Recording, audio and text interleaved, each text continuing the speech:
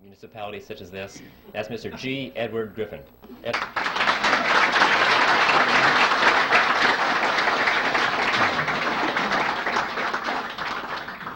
Well, thank you, Mike, and thank you, ladies and gentlemen. I don't know how to take that remark about age. You know, when Bill Jasper stands up and they announce him as the senior editor for the magazine, I know I'm in trouble. Well, we have a lot of material to cover, so I think I'll just sort of jump into this as quickly as possible. I need to warn you about something, though. Since this is being videotaped tonight, and we have a limitation on the length of the time on the videotapes, I have been instructed to divide this into two parts. The first part will last approximately 45 or 50 minutes long, and then we'll take a short break, I'm told, while they change tapes. And the next part we deliver next month. No, they're just a few minutes break, and then we'll continue with part two. So I want you to know that's coming up. So, okay, now to the topic. Are you ready for this? Okay, so am I. So let's start with history. We'll go back to the 1st century BC, to a tiny kingdom called Phrygia. And it was in that kingdom that there lived a philosopher by the name of Epictetus. And it was Epictetus who said, appearances are of 4 kinds. Things either are as they appear to be, or they neither are nor appear to be, or they are but do not appear to be, or they are not and yet appear to be. Don't worry, no quiz on that. Well, that's what he said. When I read that statement for the first time, I thought to myself that surely if Epictetus were alive today, he would undoubtedly be a Harvard professor of money and banking. Because this is the kind of explanation we get, isn't it, when we try and figure out what's going on in the economy or what's going on with the Federal Reserve System. See, what Epictetus did is what is so commonly done with the experts in this field, is he took a relatively simple concept, but by the time he was through explaining it to us, we didn't have the foggiest idea what he was talking about.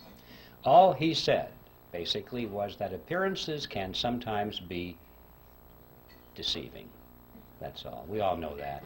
But he had to break it down into 4 component parts, explain that in 2 ways they are what they appear to be, and in other 2 ways they sometimes are not the way they appear to be, and they broke it down and we didn't understand what he's talking about.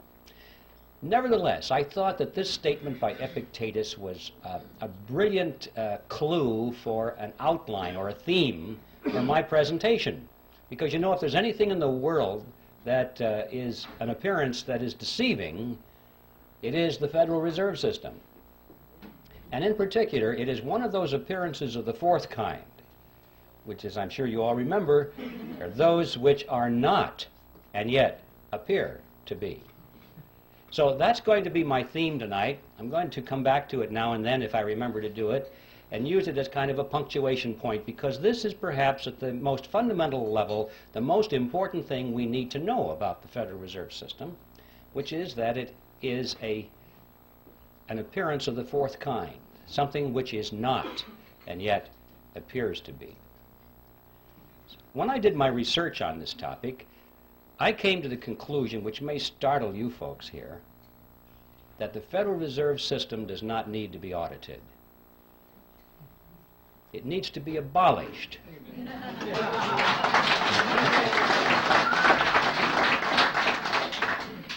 And the reason I say that is because I'm sure that if they audited the Federal Reserve System, they would find out that it's doing exactly what it's supposed to do. There's no secret there. There's no shenanigan going on behind the scenes. It's all out in the open. If we'll just study the Federal Reserve System on the basis of what we know already, if we'll read their literature, if we'll dig into the history, we find out that it's one of the greatest scams of all history. Out on the surface, it doesn't need an audit.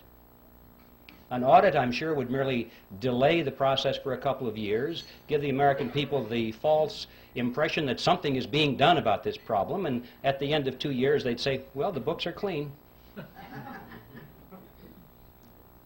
I came to the conclusion that the Federal Reserve needed to be abolished for 7 reasons, actually, and I'd like to read them for you now. I've stated them in rather concise terms. Hopefully they'll have some shock value so you can remember them. And here they are. First of all, it is incapable of accomplishing its stated objectives. 2, it is a cartel operating against the public interest. 3, it is the supreme instrument of usury. 4, it generates our most unfair tax. 5, it encourages war. 6, it destabilizes the economy. And 7, it is an instrument of totalitarianism. Now, I don't know what you think about those 7 points. I know that a lot of you are totally in agreement with it. I can tell by your reaction. I trust that there are some skeptics here tonight. I hope there are. Otherwise, I feel like the minister talking to the choir. Usually there are skeptics in my audience, and frankly, those are the ones I'm most interested in talking to. And for the skeptics, I'm sure that you're thinking, those sound like pretty far-out statements. How could you ever demonstrate them to be true? But I think you would agree, regardless of your preliminary conclusion about those statements, that if any of them could be proven to be true, there would be good enough reason to abolish the Federal Reserve System. So let's take a look and see whether they can be supported.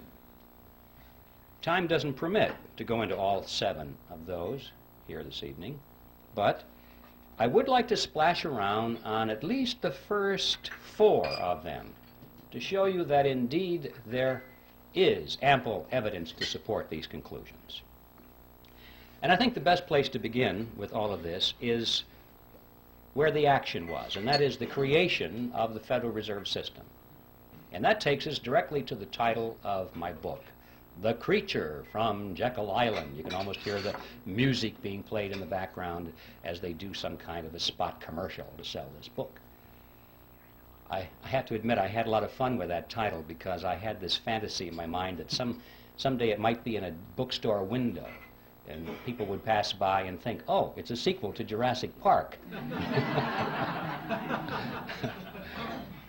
But anyway, that will never happen, I'm sure. The fact of the matter is, for those of you who know a little bit about this topic, the title has quite a bit of meaning in it. And we have a lot to learn by exploring what that meaning is. First of all, Jekyll Island is a real island. It's off the coast of Georgia. And it was on that island back in 1910 that the Federal Reserve System was conceived at a highly secret meeting that took place there. And what I'd like to do is talk about this meeting and show you that, in fact, the Federal Reserve was created there, and that there was a lot of secrecy surrounding it, and then we'll be confronted with the question, why the secrecy? When things are done in secret, there are often things to hide. And we'll explore what it was that they wanted to hide. And when we finally understand what that was, we'll be face to face with one of the most important facts about the Federal Reserve System that is not generally known. In 1910, Jekyll Island was privately owned by a small group of millionaires. In those days, they were millionaires. In today's dollars, they would be billionaires from New York. This is where their families went to spend the winter months. It was a resort island, a resort club. It was called the Jekyll Island Club. And there was a very elaborate clubhouse there, which was the center of their social activities. It's still there, by the way, if anybody wants to visit it. The island has been purchased by the state of Georgia, and this clubhouse has been renovated. It's a beautiful thing. And around this clubhouse, they had cottages, which were built by many of the families that belonged to the club. Cottages are not exactly the word I would have chosen to describe these structures. I remember on taking the tour through one of them, the guide said that there were 14 bathrooms in that cottage. So you have an idea of the kind of elegance that was there. In any event, the number of bathrooms has nothing to do with this story. I just get hung up on that because It's hard for me to imagine a cottage with that much running plumbing. But the important point was that this is where the Federal Reserve System was conceived, is in that clubhouse. So let's tell that story. It all began in November of 1910, when Senator Nelson Aldrich sent his private railroad car to the New Jersey Railroad Station, where there it was in readiness for the arrival of himself and 6 other men who were instructed to come under conditions of great secrecy. For example, they were told to come one at a time, not to be seen together, not to dine together on the night of their departure. If they had arrived at the same time, they were instructed to pretend as though they didn't even know each other. They were to avoid newspaper reporters, because these were well-known men, and had they been spotted by reporters, which often frequented the railroad station, especially had they been seen together, many questions would have been asked. One of the men carried a shotgun in a big black case, so that if he had been asked where he was going, he was prepared to say that he was going on a duck hunting trip. And the interesting thing about that little piece of the history is that this man, we find out later from his biographer, never fired a gun in his life. He even had to borrow that shotgun in order to participate in this deception. Even after they got on board the railroad car, this pattern continued. They were told to use first names only, not to use last names. And 2 of the men adopted code names completely. The reason for that is that they were afraid that the servants on board the train would recognize who they were if they used their last names. And they knew that if word leaked out in that fashion and eventually found its way into the press, the whole purpose of the meeting would have been completely destroyed. So absolute secrecy was essential. Well, the train traveled for 2 nights and a day on a 1,000-mile journey to the south, and when they awoke on the second morning, the car was on the siding, the railroad siding at Brunswick, Georgia. And from there they took the ferry boat across the inland strait to Jekyll Island and to the clubhouse. And for the next 9 days, these men sat around a table and hammered out all the important details of what eventually became the Federal Reserve System. And incidentally, if you visit that clubhouse today, you can walk down to the end of the one corridor there, and on a door is a brass plaque. And it says, "In this room, the Federal Reserve System was created." When they were done, they got back on board the train, back to New York, and disappeared. And for quite a few years after that, these men denied that any such meeting ever took place. It wasn't until after the Federal Reserve was firmly established that only then did they begin to talk openly about it. They wrote books on it. One of them wrote a magazine article, and they gave interviews to newspaper reporters. And so now, many years later, it's possible for us to go to the public record and find in print detailed descriptions of what happened at that meeting. Well, who were these men? The first one I've already mentioned, the one with the railroad car, Senator Nelson Aldrich, who was the Republican whip in the Senate.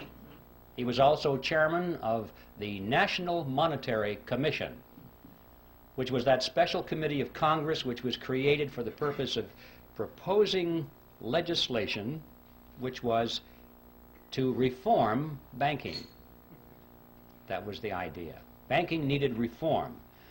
And the American people were greatly concerned in those days over things that were going on in the banking industry. People were losing their money in the banks because they weren't keeping their promises to hold their deposits in reserve. There were runs on the bank and the banks couldn't pay the people back. But most of all, they were concerned over the concentration of financial power that was in the hands of a small group of very powerful and large banks in New York on Wall Street. This is what they called the money trust. That was the name, and it was a very popular expression in the newspapers. And quite a few politicians were elected to office on their campaign promise to break the grip of the money trust. President Wilson was one of those politicians, by the way.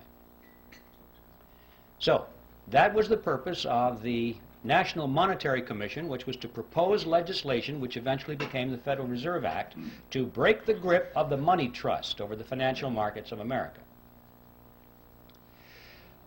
Aldrich was a business associate of J.P. Morgan. He was the father-in-law to John D. Rockefeller, Jr., which means, of course, that eventually he became the grandfather of Nelson Rockefeller, our former vice president. You remember his full name was Nelson Aldrich Rockefeller, so he derived his middle name from his famous grandfather. The second person at the meeting was Abraham Piatt Andrew, who was Assistant Secretary of the Treasury. He later became a congressman, but he was very prominent in banking circles. Frank Vanderlip was there.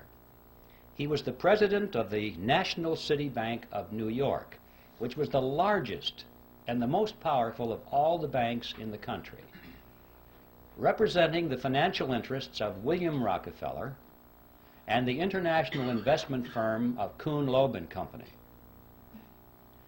Henry Davison was there. He was the senior partner of the J.P. Morgan Company. Charles Norton was present. He was the president of the First National Bank of New York, which was another one of the giants. Also, there was Benjamin Strong, who was the head of J.P. Morgan's Bankers Trust Company. And incidentally, 3 years later, when the Federal Reserve System was finally created, he became the first head of the system. And finally, there was Paul Warburg, who was probably the most important of all the men there because of his knowledge of banking as it was practiced in Europe. Paul Warburg was born in Germany. He eventually became a naturalized American citizen. He was a partner in Kuhn, Loeb and Company. He was a representative of the Rothschild banking dynasty in England and France. And through all the years of his banking in America, he remained in very close contact with his brother, Max Warburg, who was the head of the Warburg Banking Consortium in Germany and the Netherlands. Paul Warburg was one of the wealthiest men in the world. And those of you who are Little Orphan Annie fans, you'll remember Daddy Warbucks. Well, Paul Warburg was the real Daddy Warbucks, after whom that character was named. And everyone at the time knew it. I have his photograph in the book. If you'd like to compare his picture to the drawing rendition of Daddy Warbucks, you'll see the similarity between Warbucks and Warburg. And also, while we're on the subject of cartoon characters, anyone who's played Monopoly will remember the drawing of the capitalist with the handlebar mustache and the cigar. That's J.P. Morgan. Those are the 7 men who were on Jekyll Island, and as incredible as it may seem, they represented approximately 1/4 of the wealth of the entire world. And these are the men that sat around a table on Jekyll Island and created the Federal Reserve System. What's going on here? Should arouse our curiosity a little bit. It didn't just happen. Well, speaking of it just happening, for the skeptics, you're probably wondering, did it really happen that way? Perhaps Griffin is exaggerating this to make a point. Well, yes, it really happened that way, and to illustrate that, we could go to a lot of documentation, but to simplify this, I'd like to just read for you a short excerpt taken from one article written by Frank Vanderlip, who was one of the attendees at that meeting. And this was written in the Saturday Evening Post, and it appeared on February 9, 1935. And this is what Vanderlip said. I do not feel it is any exaggeration to speak of our secret expedition to Jekyll Island as the occasion of the actual conception of what eventually became the Federal Reserve System. We were told to leave our last names behind us. We were told further that we should avoid dining together on the night of our departure. We were instructed to come one at a time, and as unobtrusively as possible, to the railroad terminal on the New Jersey littoral of the Hudson, where Senator Aldrich's private car would be in readiness, attached to the rear end of a train to the south. Once aboard the private car, we began to observe the taboo that had been fixed on last names. We addressed one another as Ben, Paul, Nelson, and Abe. Davison and I adopted even deeper disguises, abandoning our first name. On the theory that we were always right, he became Wilbur and I became Orville, after those two aviation pioneers, the Wright brothers. The servants and train crew may have known the identities of one or two of us, but they did not know all, and it was the names of all printed together that would have made our mysterious journey significant in Washington, in Wall Street, even in London. Discovery, we knew, simply must not happen. Well, why? What's the big deal here? What's wrong with a group of bankers getting together in private and talking about banking or banking legislation? And the answer to that question is provided by Vanderlip himself in the same article. He said, "If it were to be exposed publicly that our particular group had got together and written a banking bill, that bill would have no chance whatever of passage by Congress." Why not? Because the purpose of the bill was to break the grip of the money trust. And ladies and gentlemen, it was written by the money trust. It's as simple as that. Had that fact been known from the very beginning, the public would never have accepted it as a means of breaking the grip over the money trust. And we would never have had a Federal Reserve System because the scam would have been exposed from the beginning. This was like having the fox build the hen house and install the security system.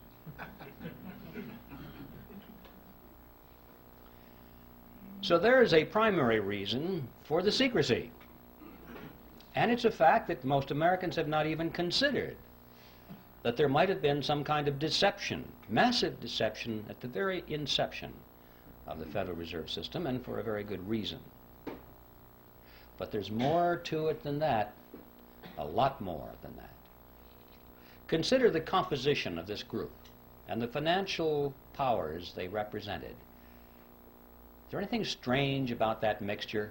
Here we had the Rockefellers, we had the Morgans, Kuhn, Loeb and Company, the Rothschilds, the Warburgs, all in one room for 9 days plus 2 days on the train, coming to an agreement. What's going on here? Anything strange about that mixture? Well, ladies and gentlemen, these were competitors. These were the giants in the field which prior to this period had been beating their heads against each other for dominance in the marketplace, for dominance in the financial markets of the world, not only New York, but Paris and London, everywhere. Competitors. This is extremely significant because it happened at precisely that point of American history when business was undergoing a major ideological transition. Prior to this period, America had grown and prospered and surpassed all the countries of Europe as an industrial and economic power because it adhered to the principle of free enterprise competition. And it was in this period that a rapid transition was taking place to the concept of monopoly and cartel. Going back, in fact, to the old world concept which had held Europe back for all these years. Monopolies and cartels were becoming the order of the day in America. It was John D. Rockefeller I who said it. He said, "Competition is a sin." He believed it. All of his biographers quote him on that one, by the way. And he and others of these industrialists of the period were devoting all of their time to the elimination of competition. They did not believe in free enterprise competition at all. They knew that the road to riches and power was through the elimination of their competition. And if they couldn't beat their competition out, then they tried to buy them up. If that didn't work, they joined with them in a shared monopoly, and that is a cartel, a shared monopoly. Perhaps I should define that word in more detail so at least you'll know what I'm talking about when I use the word. A cartel is a group of independently owned businesses which come together for the purpose of reducing or eliminating competition between themselves so that they can enhance their profit margins or secure their position in the marketplace. And they do this by price fixing. They won't compete on price. Or they divide up geographical markets or products and services. For example, if we were forming a cartel here, I might say, well, I get the north and you get the south. We won't compete. Or I might insist that I get to produce the gizmo, but you can produce the widget. And we won't compete. Or we'll share patents and processes. We won't compete. And every time we agree to eliminate one area of competition between ourselves, we move closer and closer together until finally we are as one industry insofar as the marketplace is concerned, even though our component parts are independently owned. And that is a cartel. And so that enhances our profits. We can get more for our products and services than we could in the arena of free enterprise competition. And of course, the other side of that coin is that the public pays more for those products or services than they would otherwise. And that is just as true in a banking cartel as it is in any other kind of cartel. And the amazing fact emerges that when you study this period, that for the 15 years before the meeting on Jekyll Island, these groupings of which we're speaking had come together increasingly in joint ventures. They were learning how to avoid competition between themselves. They knew they couldn't knock each other out. They had tried that. It was too costly. Now it was time to come together. And what happened on Jekyll Island is that they formed a banking cartel, and they called it the Federal Reserve System. An amazing fact that all these years we've had something which most people have thought was a government operation of some kind or another. We were told it was a creation to protect the people, to stabilize the economy, and it's a cartel. And the purpose of a cartel is to enhance the profit structure of the members of the cartel. Period. That's the second amazing discovery, to be learned if we understand and analyze what happened on Jekyll Island back in 1910. But there's a third element, which is perhaps even the most important of all. And that is that this cartel went into partnership with the government. Well, cartels often do that to enforce their cartel agreements, but in this case they did it in spades. Now, in any partnership, there has to be a payoff. There has to be some benefit to the partners, otherwise they won't go into the partnership, or if they go into it, they won't stay in it for very long. So it's a legitimate question for us to ask, what is the payoff? What's the benefit to these partners? Let's find out why the government is in this partnership, and then we'll find out why the banking cartel is in it. And in order to find out what the payoff is, we'll have to examine how the Federal Reserve System creates money, because that's the key. Now, if you're not familiar with how money is created in America, this is going to be really some experience to go through this. For the first time, you're going to shake your heads and say, I don't believe this. I call it the Mandrake mechanism, after that 1940s comic book character, Mandrake the Magician. Could create something out of nothing, wave his cape, and it was back into the void again. That's the Federal Reserve System. Now, let's take this and break this down. I need to warn you in advance, however, that you shouldn't try and make sense out of this. Okay? Because you'll blow a fuse if you think this makes sense. Just remember, this is your plain old American scam that we're talking about here. It's that simple. And I'm going to strip away all of the banker terminology and all the accounting terminology and use just plain old plodding English to make it comprehensible. In spite of that, however, I want you to know that everything I'm going to tell you from a technical point of view is 100% accurate, in spite of the simplicity of the language. Okay, with that by way of preliminary, let's get right to the Mandrake mechanism itself. It starts with the government side of the partnership. It starts in Congress, when Congress is spending money far and beyond what it takes in taxes. How can Congress spend more money than its income in taxes? Basically what happens is the Congress goes down to the Treasury and asks for, let's say it's $1 billion more that they need this day. And the Treasury official says, you guys got to be kidding, we don't have any money here. You spent it all long ago. Everything we taken in taxes is long spent. And Congress says, well, we kind of figured that was the case, but we thought somebody might have dropped by and left some money. They said, we know what we'll do. We'll borrow the rest of it. So they go down the street to the printing office. Now notice they're not going to print money.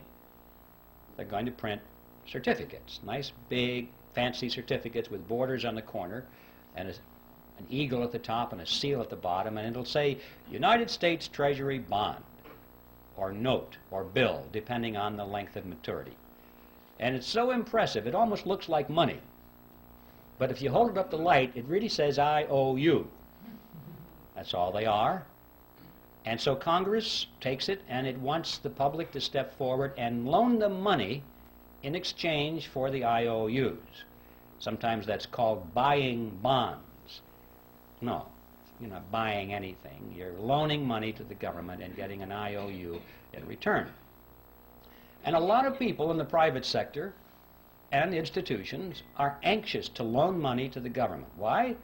Because they have heard that it's the best investment you can possibly make, the most secure investment, because it is backed by the full faith and credit of the United States government. And that people aren't quite sure what that means, but it sure sounds good. And so they lend the money. Well, just in case there's anyone here in doubt as to what that means, I'd like to explain it to you. The full faith and credit of the United States government means that the federal government solemnly promises to pay you back your money plus interest. If it has to take everything you've got in the form of taxes to do it, it will do it. It's a promise to tax you. And people don't think this thing through. They think, oh, it's wonderful. It's a wonderful investment, and I'm going to get some of my money back. Anyway, that's a little side issue. The government is able to borrow a tremendous amount of money and therefore spend more than it takes in taxes through this process. But never enough. They always need more than that. Not to worry, they say. They walk further down the street to the Federal Reserve Building. Now the Fed has been waiting for them. That's one of the reasons it was created. They walk in there and the Federal Reserve officer opens up his desk drawer, pulls out a big checkbook, and he writes a check to the United States Treasury for $1 billion and hands it to them. Now we need to stop and ask a question. Where did they get that money? That $1 billion, that's a lot of money. Who put the money into that account for the Federal Reserve so they could give it to Congress or to the Treasury? And the answer is, there is no money there. There's absolutely zero. There's just a checkbook. Well, if you and I were to do that, we would go to jail. But they can do it because Congress wants them to do it. This, in fact, is the payoff. This is the benefit to the government for being in the partnership. The government can go to the Federal Reserve and obtain instant amounts of any amount of money they want without having to confront the taxpayer and say, we're going to raise your taxes for this money directly. It would be very unpopular if Congress had to go to the public and say, you know, we have a lot of money we want to take from you folks, and it's going to cost you $3,000 per family more than it did last year. You know how long they'd last in office. So they like this Mandrake mechanism very well. The public doesn't know that it's costing them anything. It's just how it works somehow. So this money, this $1 billion, springs into being precisely at the instant that the Federal Reserve officer signs the check and gives it to the government. Now let's see where the banking cartel benefits from this partnership. We'll go back to that billion-dollar check and follow it. The Treasury official deposits it into the checking account of the federal government. And immediately all the computers start to whir and the ledgers show that the government now has $1 billion deposit, $1 billion in its account, and so therefore it can write checks up to $1 billion. Government checks start flowing. Let's just follow a $100 check. Make this real simple to the fellow that delivers our mail. The postal worker gets a $100 check. And he looks at this and he can't imagine in his wildest dreams that just 2 days ago that money didn't exist anywhere in the universe. But it's a government check now, and it's very spendable. So he takes it and deposits it into his private checking account at the local commercial bank. Now this money is out of the Federal Reserve mechanism per se, out of the government side of the partnership, and it gets into the private banking side of the partnership. $100 has been deposited, and now the action heats up. The banker looks at that and he goes over to the loan window and he opens it up and he says, "Attention everybody, we have money to loan." And that's good news for a lot of people because that's one of the reasons we go to the bank, isn't it? To borrow money. So it's good news when there's money available. And the banker says, "We have $100 deposited, but don't worry folks, we can loan you more than that. We can loan you up to $900. Well, how? How can you loan out up to $900 when you only have $100 deposited? Well, it's not difficult if you're in the Federal Reserve System. Here's how it works. The Federal Reserve says that the member banks must keep no less than 10% of their deposits in reserve. So there's $100. They keep 10% in reserve, $10. And they can loan up to $90, right? So we loan it to you, ma'am. You borrowed $90. What do you do with it? Well, you want to spend it. So you want to write a check on it. You've deposited it into your checking account so you can write a check. In many cases, it might be put directly into your checking account. But now there's $90 deposit, in addition to the $100 that was deposited to start this chain. Now we've got the $90 that was loaned as another deposit.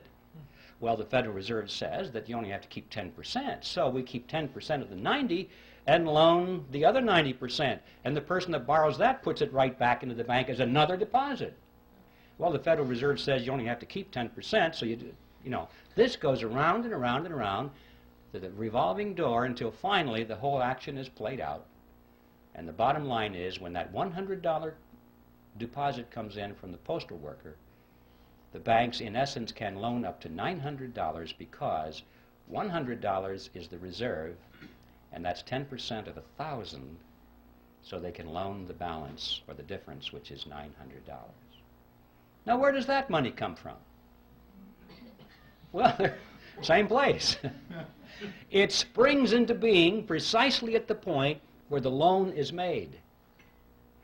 It didn't exist before, anywhere. Now notice the important thing here. The money that's created out of nothing and given to the government spends for its purposes. But the money that's created out of nothing by the banks is not spent by the banks, it's loaned by the banks to you and to me, and we pay interest on it. Not too shabby. Interest on nothing. I wish I had a magic checkbook like that, where I didn't have to have any money, just a checkbook. And I could write checks, $10,000, $20,000, $100,000 all day long and loan them to you folks, and you pay me interest on it. You see? Not too shabby at all. This, in fact, is the payoff to the commercial banks in the cartel. This scam has become legitimized by law, and we're told it's a wonderful thing. We think our banking system is wonderful. but it's a scam. Not only interest on nothing, but perpetual interest on nothing, because notice, once this money is created, if you pay it back, they have it on their ledger as a credit. They can loan it out again to somebody else, and the whole object is to keep it loaned out. They don't like the money not loaned out because you can't earn interest on it. When it's in the inkwell, it doesn't do them any good. So remember, there's nothing here except ink in the well or electronic impulses in the computer. That's all there is. So they're collecting interest on that. But that's not the end of the process. That is how money is created in America, but that's not the end of it because it has consequences. What impact does that have on us? Are we involved in this in any way? Well, yes, we are.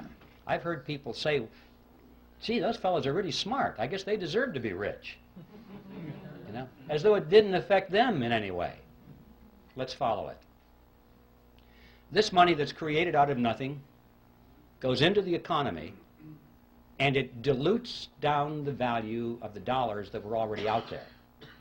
It's like pouring water into the pot of soup.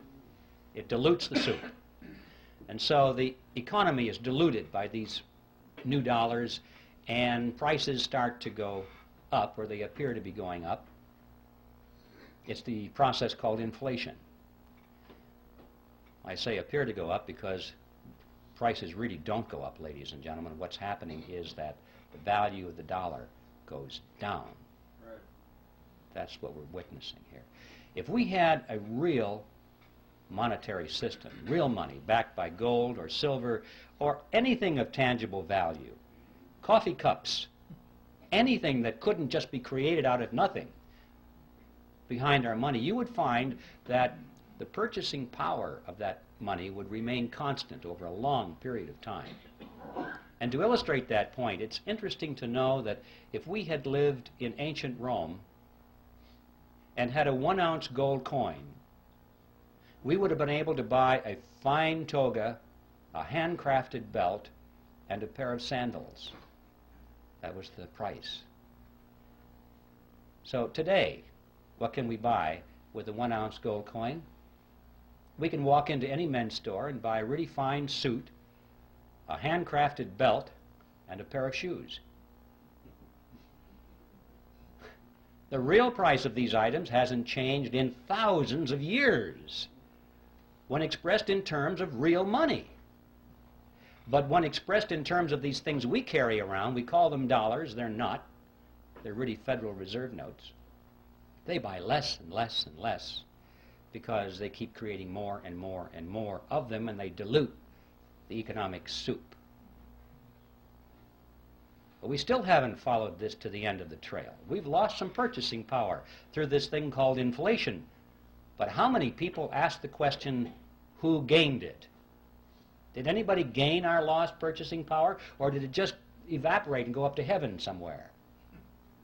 Somebody gained it, didn't they? But we don't know who. Let's follow it. The people who gained our lost purchasing power were those who were at the point where this fresh money was injected into the economic soup.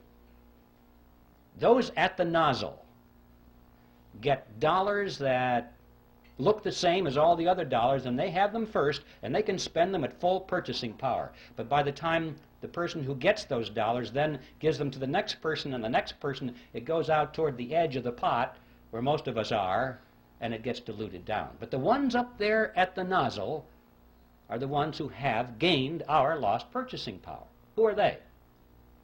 Well, we know that the government is one of them. That's where the billion-dollar check started, isn't it? That was the beginning of this whole process. The government spent that money first.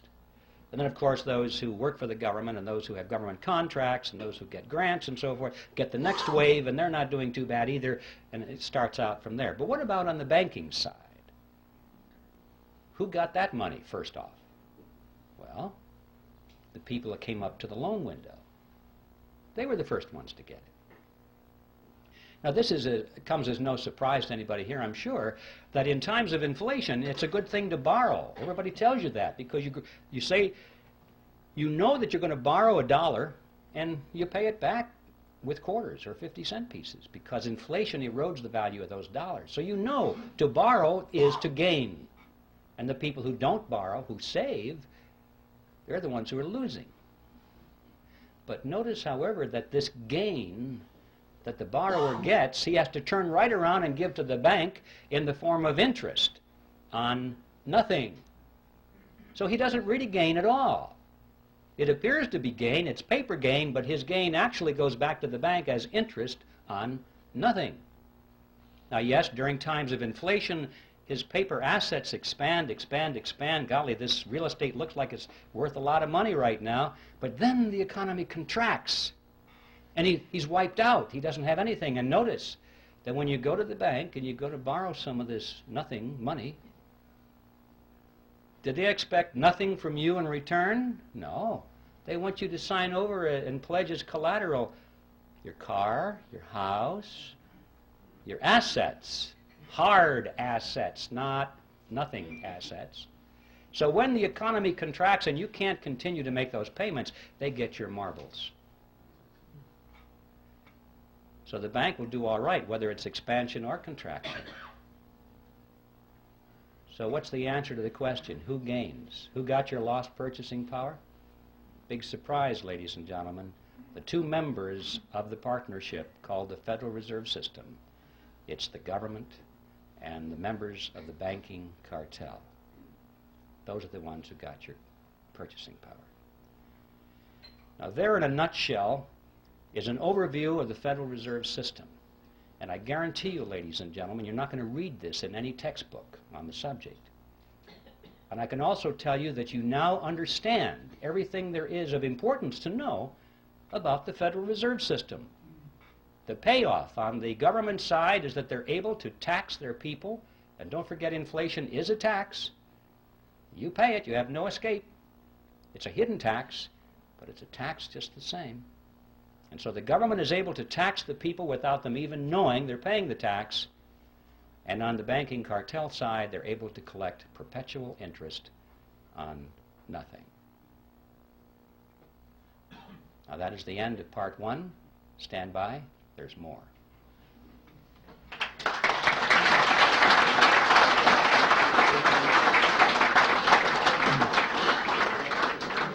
Ladies and gentlemen, we'll take a 5-minute break, and let's keep it to...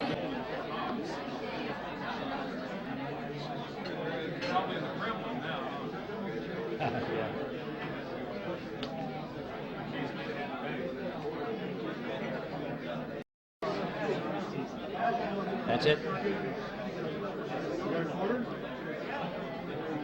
Okay, ladies and gentlemen,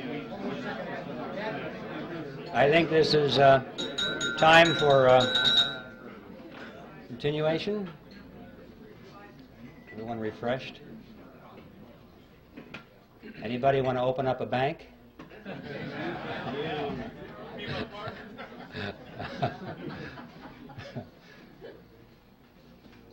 All right, part two. We'll go back to Jekyll Island. We have much to learn there. In fact, if we just analyze what happened on Jekyll Island, we can figure out almost everything that's going on today, even though that happened back in 1910. And one of the things that they had to resolve there was what to call this creature of theirs. This partnership between government and the commercial banks was not new with the Federal Reserve System. In fact, this concept was created back in Europe in the 16th century, and it was perfected with the Bank of England in 1694. This is the kind of thing from that date forward that all of the governments of Europe adopted. Now, they didn't call it a mandrake mechanism like I do. They called it a central bank. Now, that's the technical name for this partnership. If you want to look this process up in a textbook or an encyclopedia, you'll find it listed under central bank. So the central banks were created in Europe in the 16th century. There's a very good reason for that. The kings and the princes of Europe discovered from hard experience that they could raise the taxes of their subjects only so far and then there was a ceiling. They had a tax revolt on their hands. There was resistance, and they had real revolution or revolt on their hands, and they tended to lose their jobs or their heads. So that was it, folks. 40%, 43% seems to have been the natural limit. However, once they got the central bank mechanism worked out, this was a whole new ball game. Now the lid was off, and they were able to collect 50%, 60, 70, and in some cases 80% of everything that their subjects produced. And their subjects did not revolt, did not resent it even, because they didn't know that they were paying this tax through a process called inflation. All they knew was that the prices were going out of sight, and they had no inkling that it was their government in combination with the private banks that were taxing them in this fashion. And so, see, this became a method of hidden taxation, which has continued to this day to be extremely popular with big spending governments. And so this became the modus operandi in Europe from that date forward. Now, when they met on Jekyll Island, it was very clear in their mind that they were creating a central bank. But they had a problem, what to call it, because Congress was already on record as saying they did not want a central bank in America. I don't think the congressmen really understood what that meant, but they had heard the phrase, and they knew that that's what they had in Europe.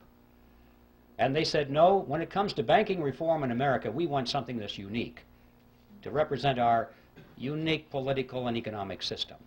So a central bank was out. So what to call this central bank so that no one will know? And they talked about this on Jekyll Island. And this is what they concluded. They said, first, let's use the word federal to make it seem like it's a government operation. Secondly, let's add the word reserve to make it seem like there are reserves somewhere, like it was a banking concept. Third, let's add the word system. And this was very important, far more than we might think today, because remember, the major concern was this concentration of financial power in New York. And they had to sell the American people on the idea that this was a diffusion of power over a system of banks. And so they talked about 10 regional banks, and finally they said, no, that's not enough. We'll have 12 regional banks and diffuse the power away from New York, or at least make it appear that way. And they'll build those big buildings in all these regions, and the local yokels can come and look at the buildings and say, golly, we got one of them out here too. You know? And the impression was that because these buildings were out there, that the power was pulled away from New York and diffused throughout a system of Federal Reserve banks. Well, as you've heard said many times by now, what we wound up with was not federal, there are no reserves, it's not a system at all in the sense of diffusion of power, and the Federal Reserve banks aren't even banks. So on all four words, we're dealing with appearances of the fourth kind. Brilliant strategy. The next step was to sell this creature to the American people. And the first draft of the Federal Reserve Act was called the Aldrich Bill, sponsored by Senator Aldrich, of course. And this was against the good advice of Paul Warburg, who said, Nelson, if you put your name on this bill, it's going to get voted down in Congress because you are so closely identified with the power of big business. It'll be voted down. And apparently, Aldrich's ego was too big. He must have said, well, no, after all, I'm respected in the Senate, and I am the chairman of the National Monetary Commission. And for whatever reason, he insisted on having his name on it. I think he wanted to go down in history as the originator of the Federal Reserve System. But Warburg was right. Voted down, thumbs down right away, because he was a representative of big business. Well, this was a minor setback. They took their bill, they scrambled the paragraphs around a little bit, they took Aldrich's name off of it, and found a couple of Democrats to sponsor the bill. Now, this was different. See, Aldrich was a Republican, And everyone knew that the Republicans represented big business. But they also knew that the Democrats represented the common man, the little guy, the fellow on the assembly line, you know, like Ted Kennedy.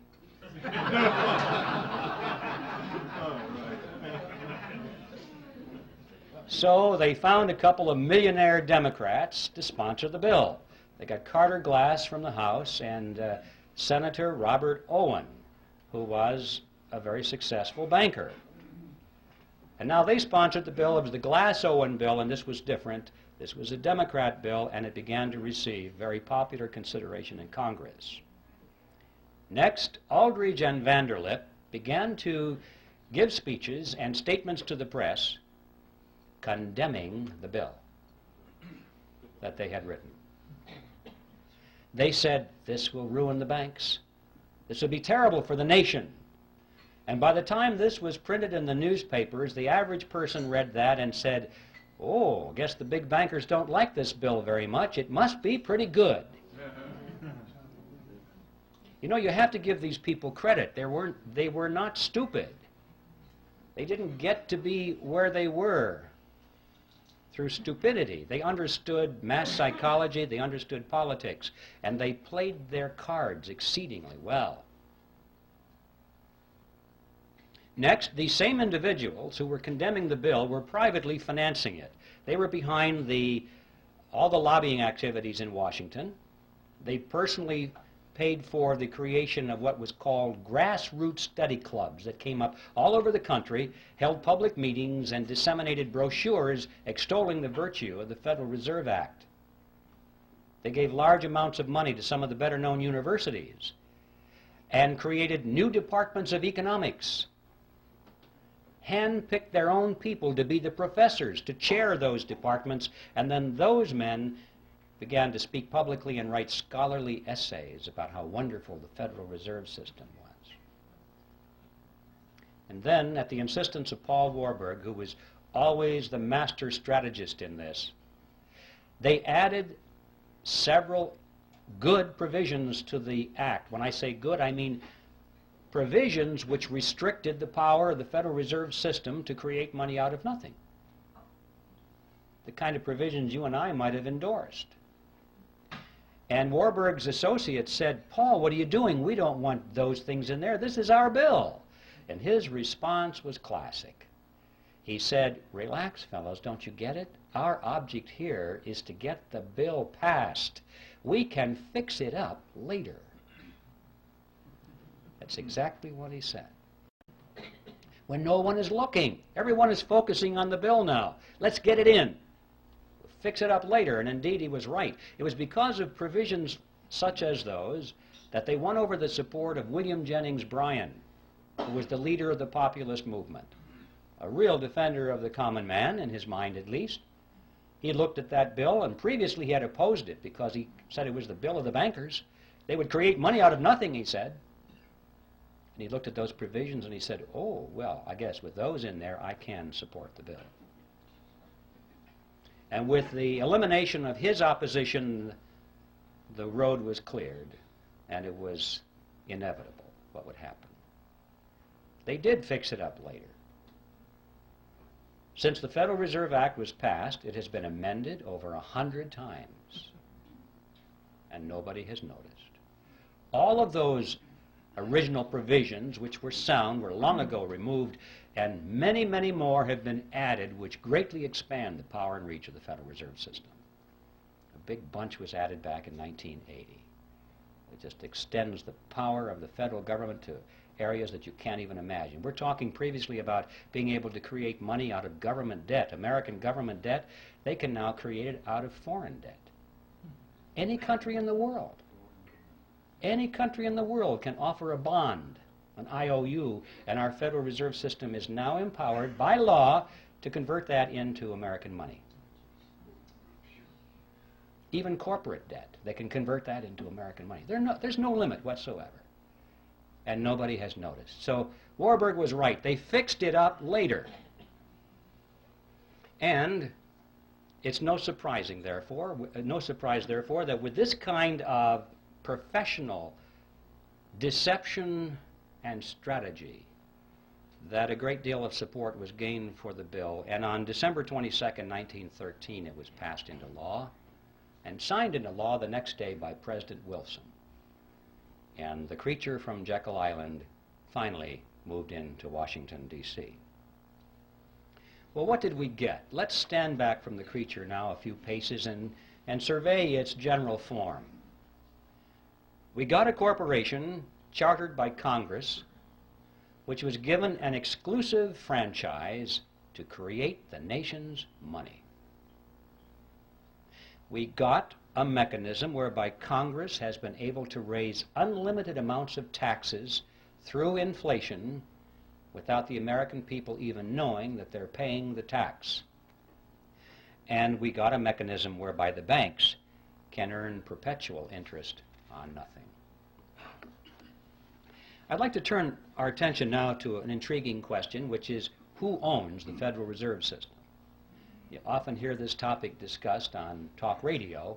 Whenever the subject of money or the Federal Reserve comes up, inevitably somebody will get on the telephone and say, did you know that the Federal Reserve System is not a government agency at all? It's a private corporation. It's run by the private banks, and what we need to do, they'll say, is to abolish the Fed and turn it over to Congress so it can be run for the benefit of the people. Well, I'd like to deal with that because this involves a half-truth and a non-solution. Let's start with a half-truth first. It is true that the Federal Reserve System is not an agency of the federal government. As I mentioned before, it is a corporation chartered by Congress, and like all corporations, it has stock certificates. And these certificates are held, in this case, by the member banks within the system. All the banks, remember this is a cartel, independently owned banks make up this system. They hold the stock certificates. All right.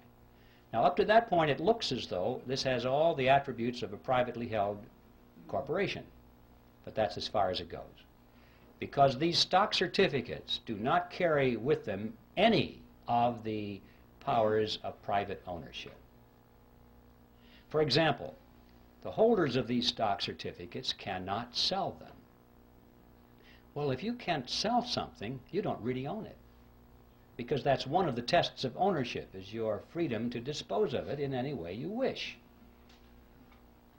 Also, the larger banks have put up more capital into the system than the smaller banks. It's not a lot of money, but it's related to their assets. The larger banks put up more, have more stock certificates than the smaller banks. And yet, regardless of that, all of the banks have one vote. So there's another violation of the principle of private ownership. Furthermore, that vote doesn't buy anything of substance. These banks cannot vote for their national management. The Federal Reserve System is run by the Board of Directors of the Federal Reserve System, the National Board, and its chairman, all of whom are appointed by the President. The stock certificate holders have no voice in that whatsoever. The only thing they can vote for are the members of the board of their local regional banks, so-called banks. But guess what? The chairman and the vice chairman of those regional banks are appointed by the national board. Guess what? They can vote for their officers of the regional banks, but they can be overridden. The national board has veto power over those people. You get the picture here? In spite of this sales job, of this diffusion of power over the 12 regional banks, these banks have no power at all. It's all concentrated in the national board.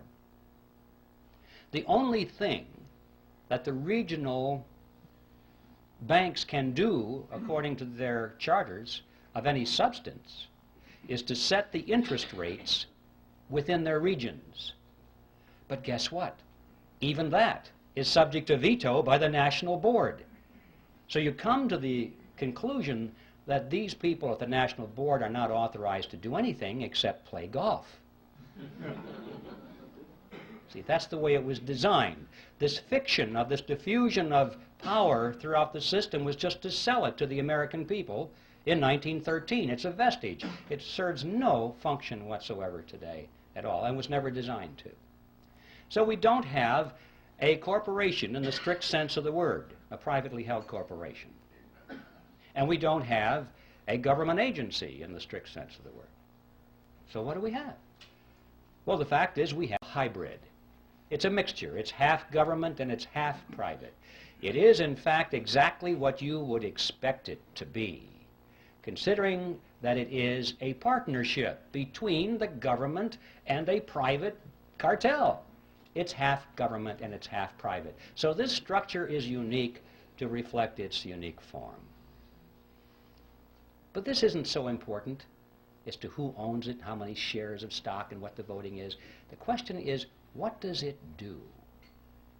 Insofar as merely abolishing the Fed, as some people have said, many people have said, abolish the Fed and turn it over to the Treasury or turn it over to the Congress so it can be run for the benefit of the people. Always make sure you say it's for the people, and that makes it okay.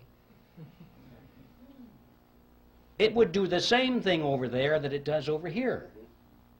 It's not a question of who owns it, it's what does it do, and as long as it is a central bank, which means as long as it has the power and the mandate to create money out of nothing, that's what it's going to do. It's going to create money out of nothing, and I'm sure the same people will run it over there that run it over here. We must remember that all of the central banks of Europe are in fact direct agencies of their respective governments. They are not these hybrid organizations over there that they are here, because there was no necessity to create that myth over there. They just went right for it. It's an agency of the government over there. And they all do exactly the same thing as our Federal Reserve System does here. So you see, just turning it over to Congress without taking away its power to create money out of nothing is a non-solution. And I'm sure that the people who run this would be willing to use the same kind of deception they did back when it was created. They would pretend to resist that idea. They would fight it with all of their might, at least in public, knowing that they could yield on that and have it turned over to the Congress and they'd still have control over it. So that is a non-solution.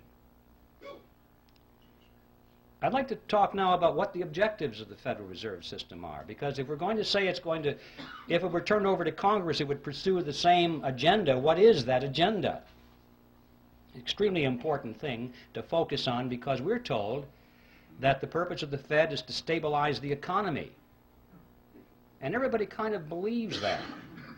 I mean, when Greenspan comes on and says, well, we're raising interest rates now, why? To stabilize the economy, right? To prevent inflation. In other words, to protect you folks. To protect you. And we buy it. Well, one of the most widely used textbooks in our schools right now, textbook on economics written by Paul Samuelson, explains it this way. It says, quote, "The Federal Reserve sprang from the panic of 1907 with its alarming epidemic of bank failures. The country was fed up once and for all with the anarchy of unstable private banking." It's partly true. It's just they came up with the wrong solution. Just because there's a problem doesn't mean that any old solution that somebody has to offer is the best. In fact, it may be a non-solution. As we were talking about, just turning this system over to the government to run is a non-solution. Well, let's take a look at this. If the purpose of the Federal Reserve System is to stabilize the economy, let's give it a report card and see how well it's done. Since it was formed, it has presided over the crashes of 1921 and 1929, the Great Depression of 29 through 39, recessions in the years 53, 57, 69, 75, and 81, a stock market Black Monday in 87. We all know that corporate debt is soaring, personal debt is greater than ever before, Both business and personal bankruptcies are at an all-time high. Banks and savings and loan associations have failed at a rate greater than ever before in our history. Interest on the national debt is now consuming half of all of our taxes. Heavy industry has been largely replaced by overseas competition. We're facing an international trade deficit for the first time in our history. 75% of downtown Los Angeles and other large metropolitan areas are now owned by foreigners, and over half of the nation right now is officially in a state of recession. Now that is the report card of the Federal Reserve System after 80 years of stabilizing the economy. And I don't think it's even controversial to say that the Federal Reserve has failed to meet its stated objectives. The only controversial question is, why has it failed? And my answer to that is because those have never been its true objectives at all. What are its true objectives? Well, what are the objectives of any cartel? To make money, to enhance the profit margins of the members of the cartel, and to stabilize its position in the marketplace, to prevent competition. Those are the objectives of any cartel. And if our analysis is correct here, we'll find that this, in fact, has been what the Federal Reserve System has accomplished for itself and its component members.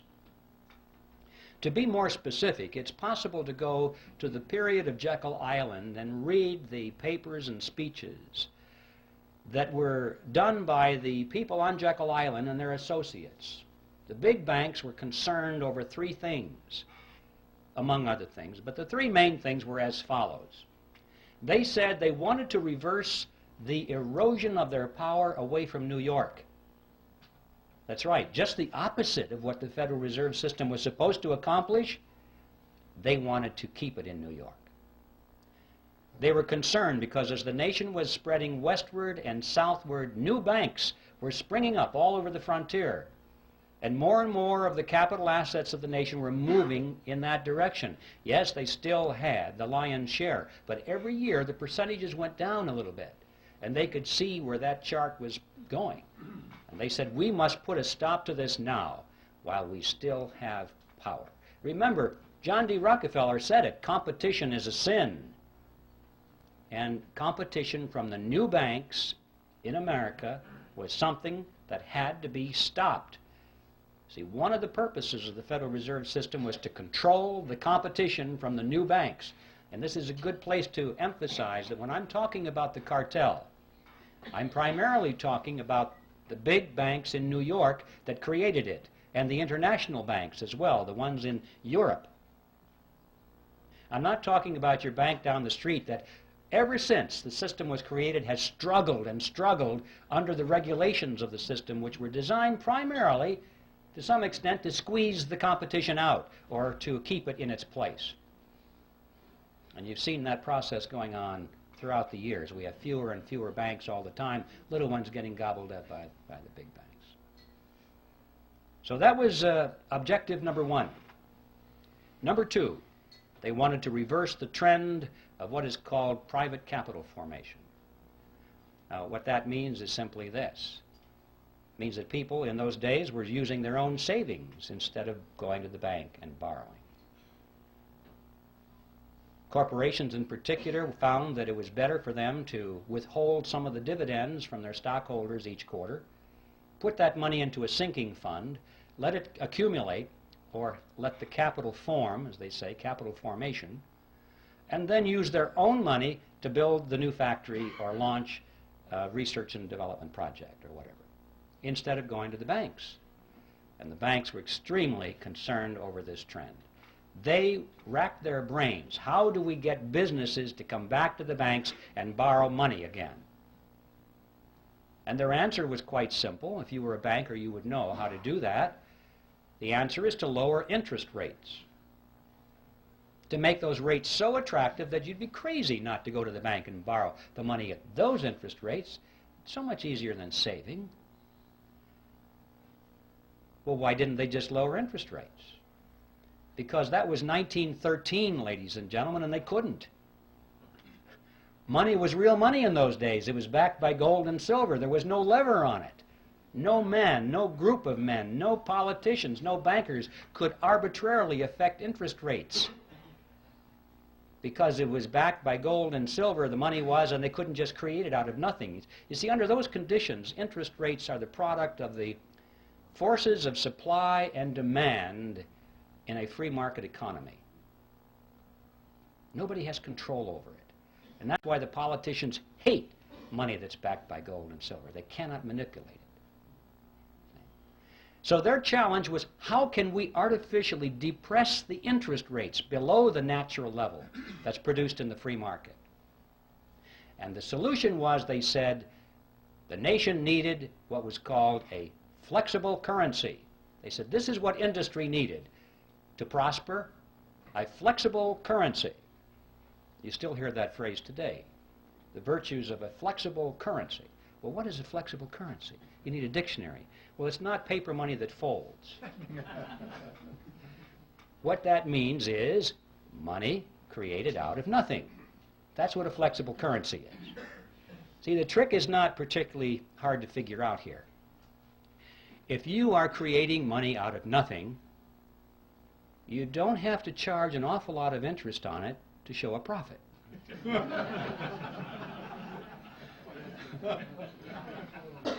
See, it's as simple as that.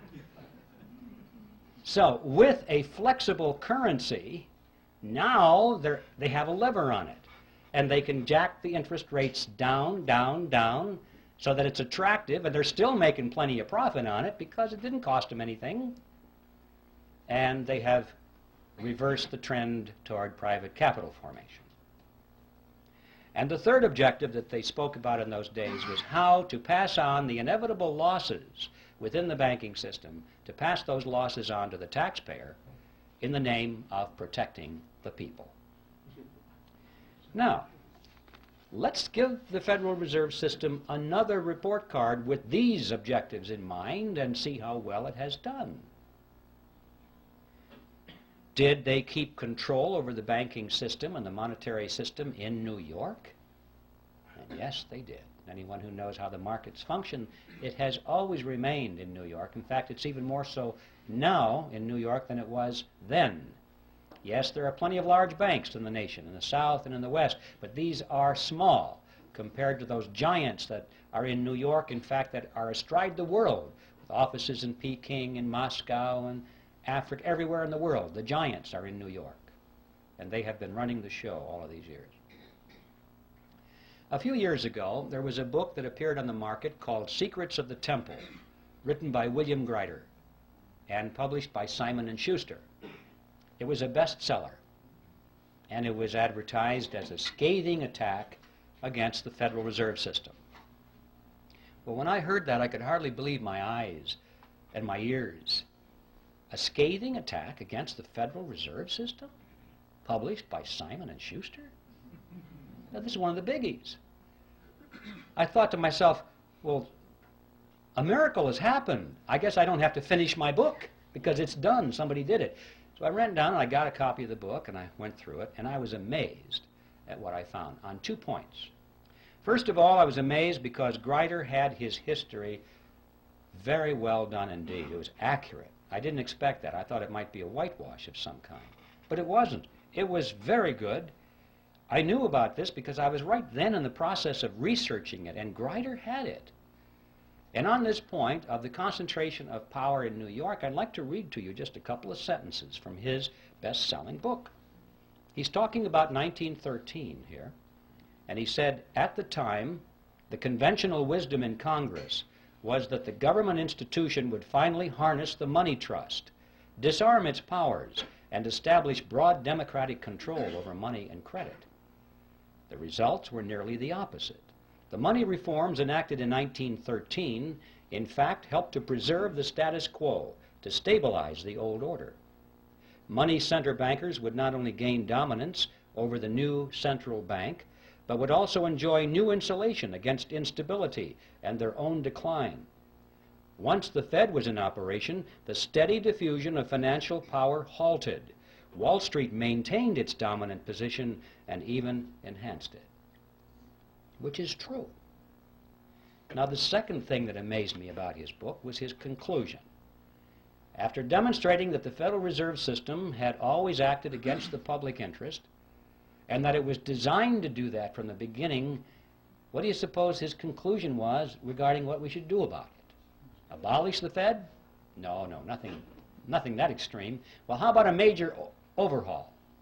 No, not necessary. He said, you see, folks, it's all so complicated. But we're learning as we go, and we're getting better at it. Relax, everything's under control. All we need now are wiser men. Well, there you have an interesting situation.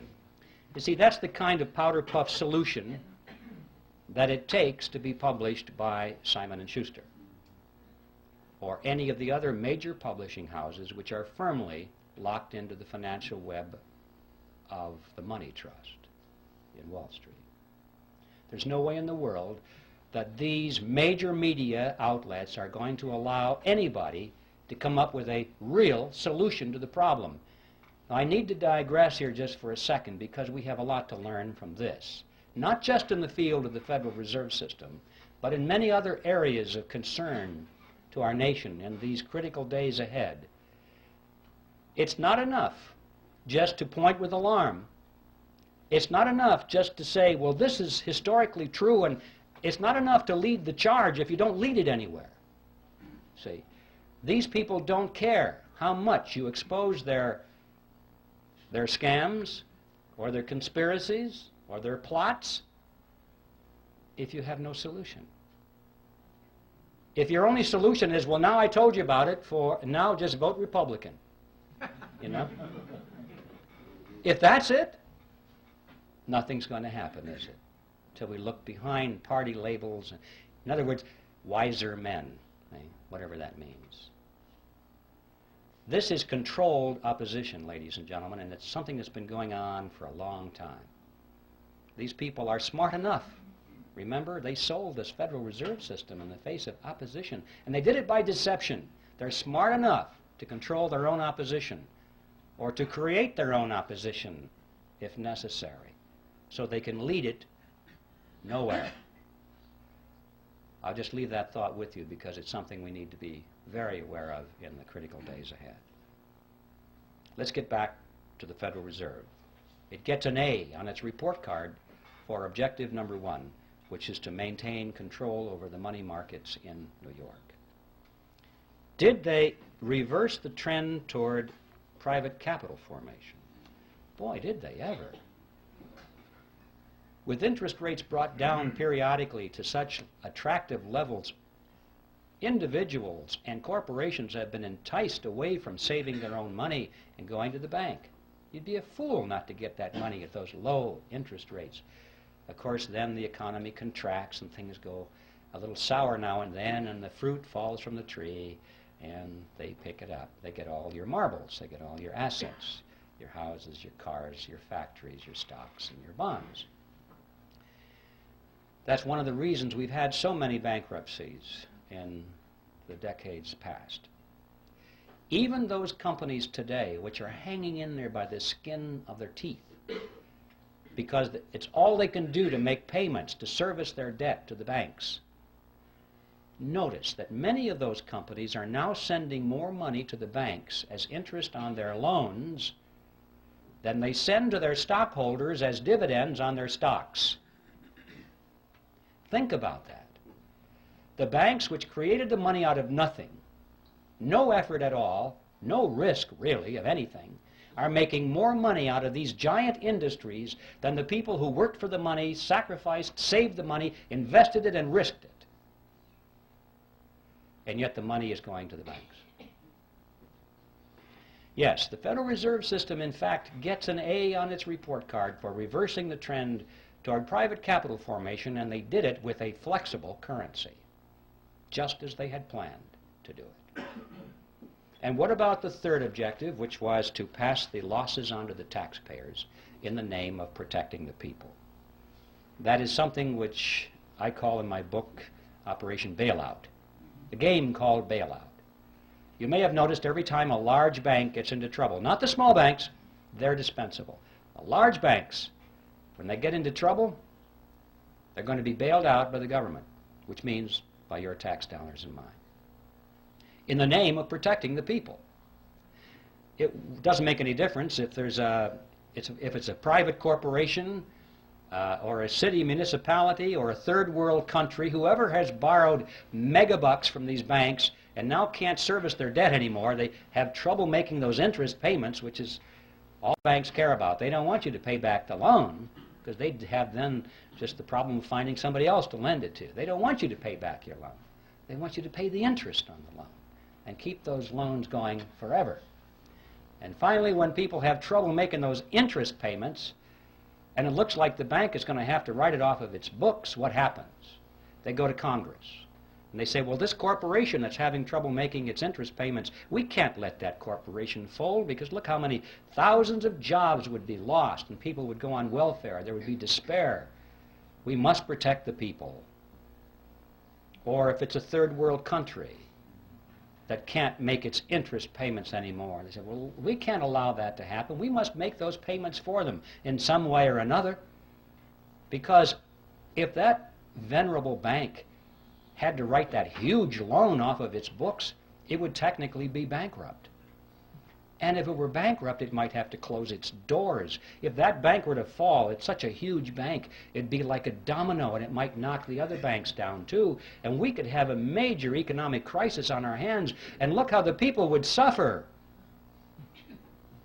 And so Congress dutifully always responds. Remember, Congress is the partner in this scam. Always rushes in and says, yes, we can't allow those bad things to happen to the people. And so they vote the money to guarantee the loans or make outright payments in some very creative fashions so that the interest can continue flowing to the banks. Some of the more memorable games you may have missed over the recent years: Penn Central Railroad was bailed out in 1970, Lockheed Corporation that same year, Commonwealth Bank of Detroit in 1972, New York City in 1975, Chrysler in 1978, First Pennsylvania Bank in 1980, Continental Illinois, the largest of the banks so far, in 1982, and of course we know how many third world countries out there have had their debts funded. The money comes from the IMF World Bank so they can continue making their payments, and the IMF World Bank gets their money from the Federal Reserve System, and the Federal Reserve System gets it from us in the form of that mandrake mechanism and the hidden tax called inflation, or direct taxes in some cases. The Federal Reserve System gets an A on its report card on all three of its true objectives.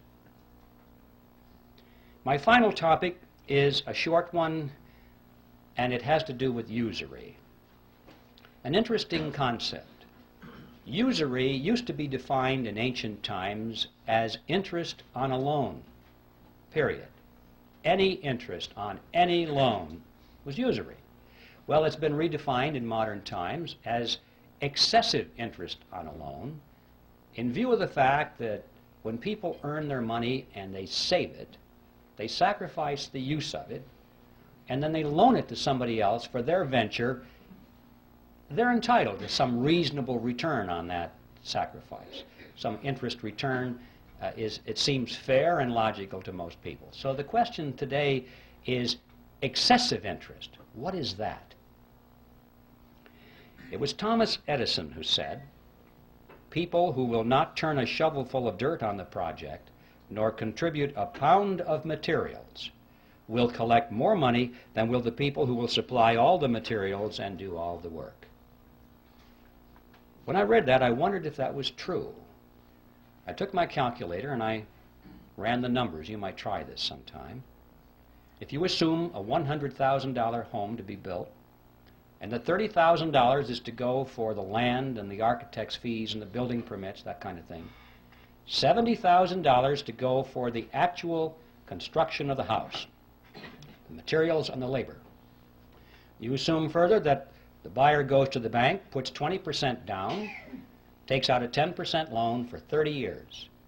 Punch in the numbers, and you will see that he will pay to the bank in interest $172,741, compared to $70,000 for labor and materials. In other words, as Edison said, 2.5 times more will be paid to the banks who did nothing than for those who provided all the labor and all the materials. And you may say, well, yeah, that's true, but don't forget the time value of money. Reasonable interest is rational. People need to be compensated for the sacrifice of their money over 30 years. That's a long period of time. Wait a minute. Not this money, ladies and gentlemen. Nobody earned this money. Nobody saved this money. Nobody sacrificed anything for this money. This money was created out of nothing. And I suggest that $172,741 interest on nothing is excessive. I think we need to focus on this issue. We need a new definition of the word usury. Any interest on any loan of fiat money, meaning money created out of nothing. Now this example of $172,741 unearned interest on a $100,000 home is like a grain of sand in the Sahara. Look around the desert. All of the other homes of America, all the factories, all the machinery in the factories, all of the high-rise buildings, the hotels, all the airplanes, the automobiles, the farm equipment, the farm structures, everything that we have, we're looking at a similar relationship here. This is staggering. To consider the amount of money that is in this huge, wide river of wealth flowing into the banking cartel because the money was created out of nothing. It's such a wide river of wealth, you can't even think across it in your mind. It's perpetually moving into the banking cartel. This is a dead short across the productive capacity of America. This is money that should be going to the people who produce and who create, instead of being siphoned off through a scam.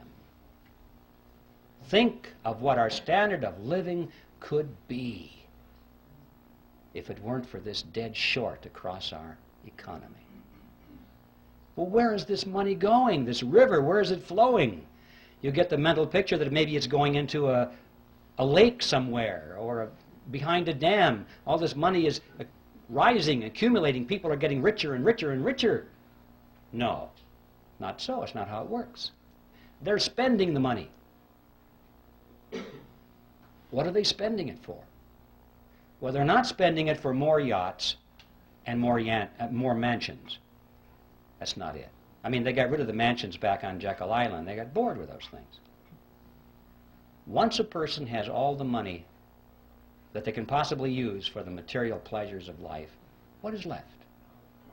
Sure, power. Absolutely.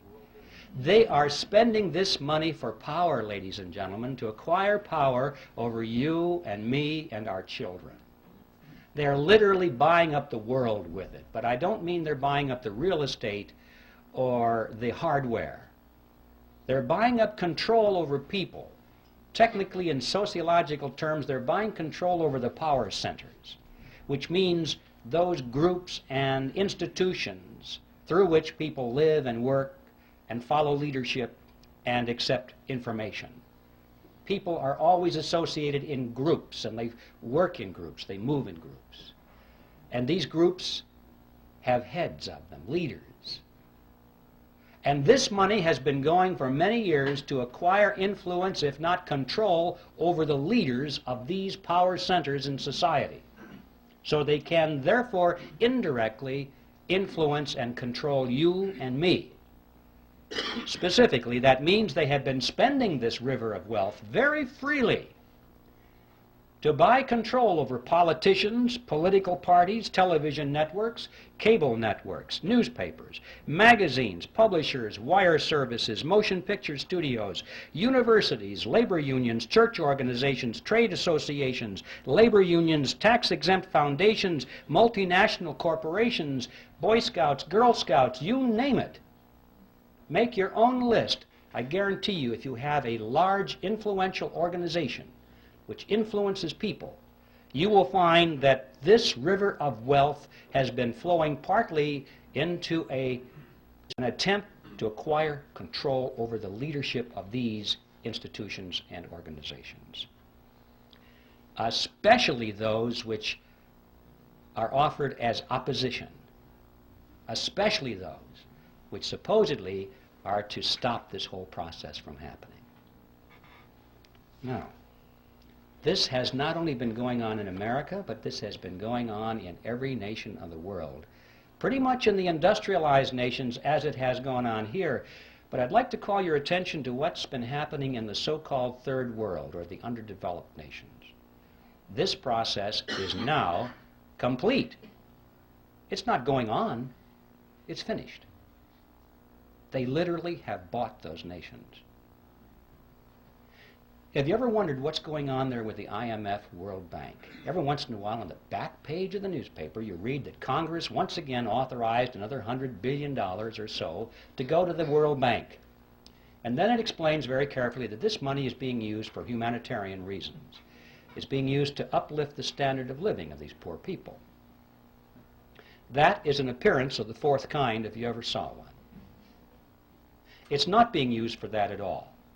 If it is, they're not doing a very good job, because after all these years, you cannot point to one of those countries which has had its standard of living raised one iota by this vast expenditure of money, because it was never designed to do that. The money does not go to the people. It does not go to the industries or the businesses of those countries where it might have a chance of raising the standard of living. It goes to the politicians, doesn't it? It goes to the governments of those countries, and it is used specifically to perfect and strengthen the control mechanisms over their people. Usually this starts out as an inefficient dictatorship, but by the time they get the UN money, it ends up as an efficient dictatorship. They have a better organized and equipped army. They have a better paid bureaucracy, more people in the bureaucracy. They have more ways of controlling their subjects. They have food chains that they can offer to their friends and deny it to their enemies. This money is used to build totalitarian systems in every country that you want to point to and analyze. You see, these people, these leaders of these countries, for the most part, couldn't care less about the standard of living of their subjects as long as they live well. They live in their mansions, have their yachts, their jet aircraft, and they go to New York and live in the Waldorf Astoria while they attend United Nations meetings. They're very happy with that. They have no ideology. Communism, socialism, fascism, capitalism, what difference does it make? Where's the money? That's it with these people. We know how welfare families in this country can be second, third generation families, and there's no hope at all of getting them off the dole because they can't imagine any other way of life. This happens at the international stage, too. We're dealing with countries now that are second, third, in some cases fourth generation welfare governments. They don't know how to survive unless that money comes free through the International Monetary Fund and the World Bank, means from us. There's no way in the world they're going to break free from that. These countries, ladies and gentlemen, have already been purchased, lock, stock, and barrel, in this fashion, and they are now in place in the New World Order.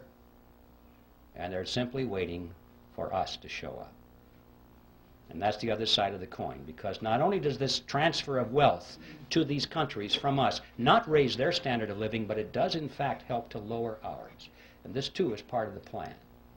A strong nation is not a candidate for surrendering its sovereignty.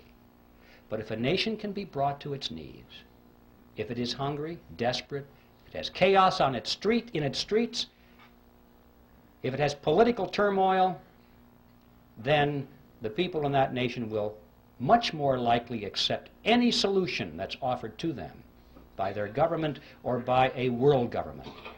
If there's anarchy in the streets, as we saw in Watts, in Los Angeles, people were joyous when the soldiers showed up. They were joyous because this now was an end to anarchy. It was a dress rehearsal. They won't care whether the helmets on these people are blue or brown. If it says UN on the side, that won't make any difference. They'll say, thank God for the UN finally brought and restored peace to our streets.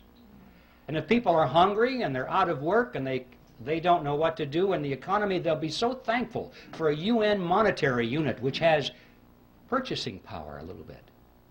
Thank God for this UN money, because the old American dollars are kaput. Don't know what to do with it. This is the plan, ladies and gentlemen, to weaken America. And so that's the process. And I'm mentioning this because I want to emphasize to you that what is going on here has nothing at all to do with wealth. The name of the game now is power. Well, now, what are we going to do about this? Obviously, if we just restrict our attention to the subject which is ours tonight, the Federal Reserve System, the answer is clear. We have to slay the creature. But how are we going to do that? The creature was created by Congress, and that's how it's going to be slain. Congress can do it and will do it if we build enough fire under those chairs in Washington. I think it was Clyde Watts, General Clyde Watts, years ago, said, he was speaking of judges in those days, but he could have as well talked about congressmen. He said, they may not see the light, but they can feel the heat. And this is true. I don't know if you folks know, well, I know many of you folks here know all about the TRIM committees, which are part of the John Birch Society. They have proven themselves to be excellent ways of getting some of these big spenders out of Congress. It just happened. We saw, but I think it was 30 of them replaced.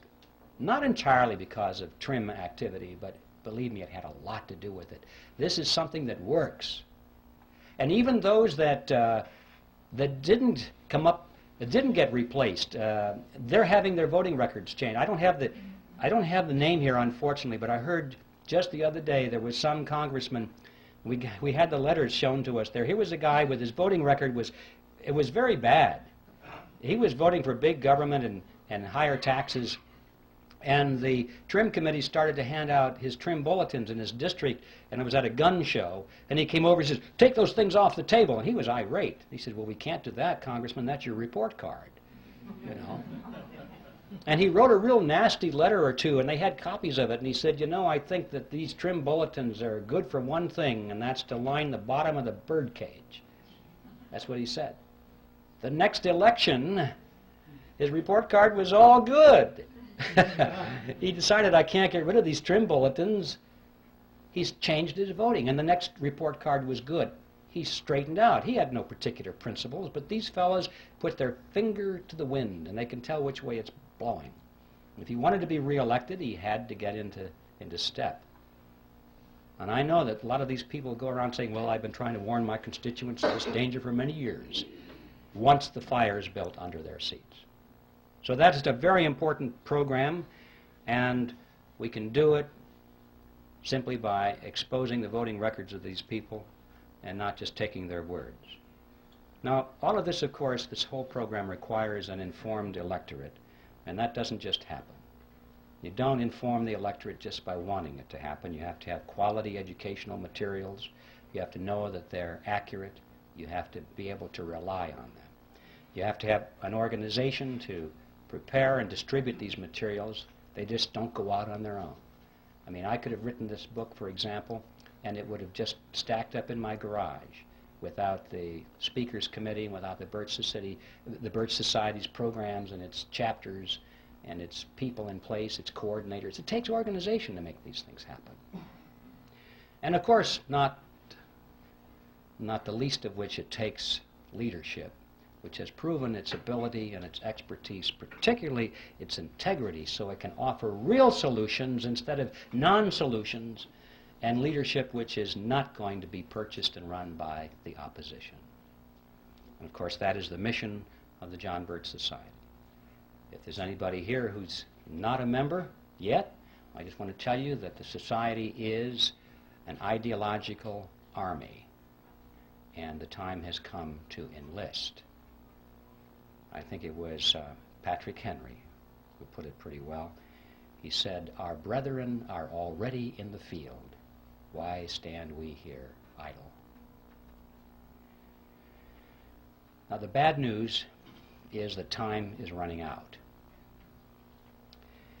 It used to be that I told people that about some of these problems, and they would say to me, could never happen in America. You're just exaggerating, you know. And now they say, how much time do you think we have left? Because you can see it. It's all around us. The New World Order is being built around us. We have a world army being built, a world court being built, a world taxing authority being built, a world trading authority being built. It's being built all around us. You realize right now, as we speak, over half of our standing military is now serving under foreign officers. This thing is going rapidly, ladies and gentlemen. So, we're running out of time. But the good news is, we still have time. We still have time, and we have the freedom to work. We can do it if we'll work like the Dickens, like our freedom and our lives depended upon it. They do. That's precisely what does depend on it. So instead of being sour about how late the hour is, we should rejoice over the fact that we still have freedom. We still can meet like this. We can hold public meetings. We still have elections. We can still throw these scoundrels out. So what we need to do now is just get to work and do that which we must do. We can still overthrow the government of the United States every 2 years without firing a single shot if we'll simply discharge the responsibility of citizenship, which comes along with being free men. So that's my message with you, ladies and gentlemen, and that is that whatever it is you plan to do for your freedom or your country, do it now. And a good place to begin is to send Epictetus back to Phrygia. And let's convert that mammoth appearance of the fourth kind into a disappearance of the first kind. Thank you.